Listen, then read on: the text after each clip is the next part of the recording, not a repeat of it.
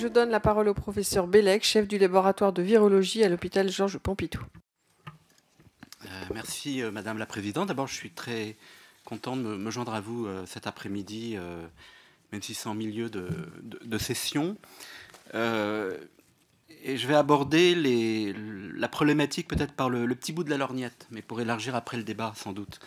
Avec une réflexion en amont, par exemple, quand on prend l'avion, on est sûr que l'avion, c'est un moyen extrêmement sûr de transport. Quand on est dans un avion qui tombe au fond de la mer, comme dans le vol Rio-Paris, on était dans l'avion, on était concerné par l'avion qui est tombé. En d'autres sens, et pour parler de façon plus statistique, épidémiologique, l'approche populationnelle peut ne pas montrer un effet, mais il peut exister au niveau individuel. Ça, c'est une première approche. Deuxième approche, plus épistémologique et peut-être psychologique aussi, quand on a relu Bachelard avec la psychologie de la formation d'esprit scientifique, Bachelard nous raconte que toute connaissance scientifique doit être remise en question et en fait qu'on construit sur un corpus de connaissances mal faites. Et que la connaissance finalement scientifique devient toujours évidente, mais a posteriori. A priori, c'est pas évident.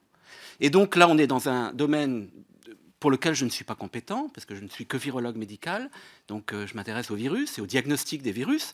Je ne fais pas de pathogénie, je ne fais pas d'épidémiologie, mais vous allez voir que l'approche que je vais vous présenter, que je vais vous narrer comme une histoire, est quand même peut-être un peu originale et débute par un article qui est paru dans la littérature scientifique en 2011, dans une revue que les virologues ne lisent jamais, qui s'appelle Journal of Inorganic Biochemistry, qui nous raconte que dans les ampoules de Gardasil, il existe des séquences d'ADN résiduel L1 attachées à l'hydroxyphosphate d'aluminium, enfin à l'adjuvant du vaccin.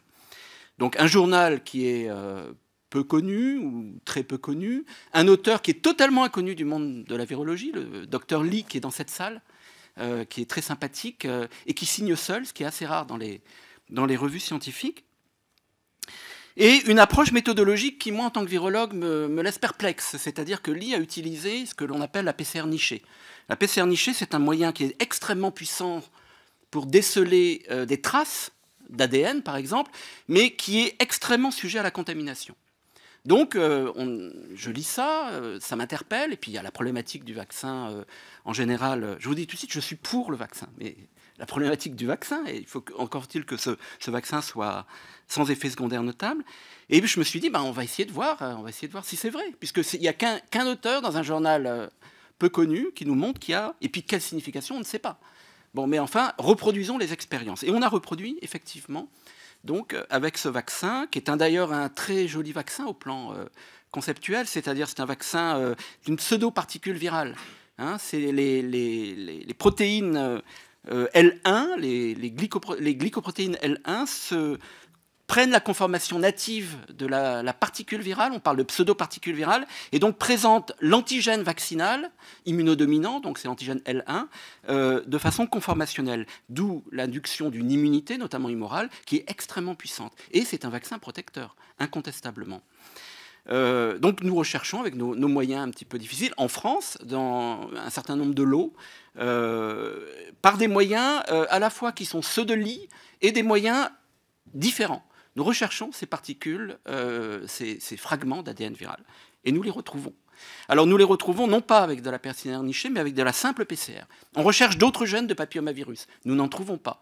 On recherche des contaminations du vecteur qui permet la synthèse de ces glycoprotéines virales, Saccharomyces cerevisiae, puis on s'aperçoit qu'il n'y a pas de présence de Saccharomyces cerevisiae dans ces ampoules de Gardasil.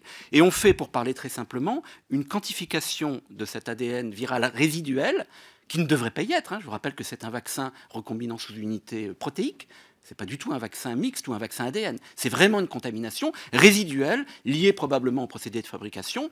Et on peut quantifier de façon assez grossière entre 200 et 400 fragments d'ADN par ampoule de Gardasil. Bon.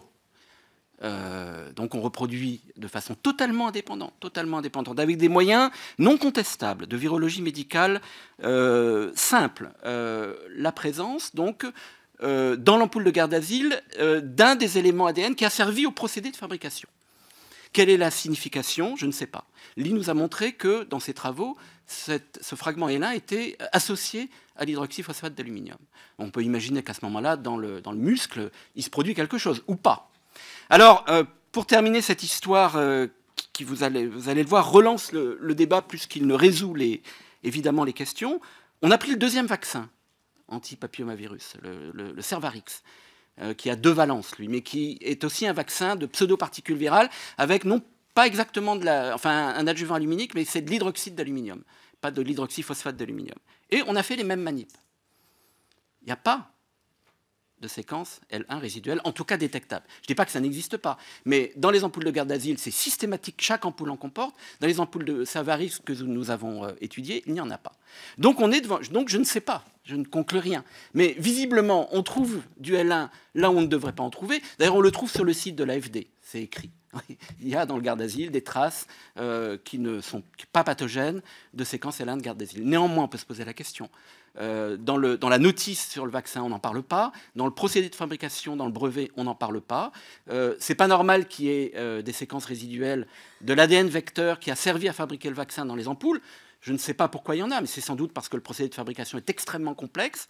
Le procédé de fabrication du Cervarix n'utilise pas exactement le même, n'utilise pas d'ailleurs la production avec le même vecteur.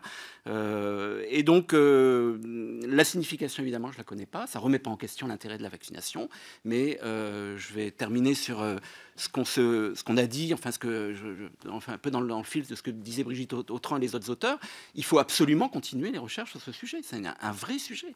C'est un vrai sujet. Il ne faut pas condamner cette vaccination. Il faut essayer de comprendre pourquoi, chez une minorité de patients, il y a peut-être des effets secondaires puissants, liés ou pas, indirectement ou non, à la vaccination. Et puis, effectivement, les interactions entre des résidus ADN et l'hydroxyphosphate d'aluminium, c'est de toute façon pas normal. Donc, il faut au moins documenter dessus, informer les patients et aller un petit peu plus loin en tant que recherche. Voilà.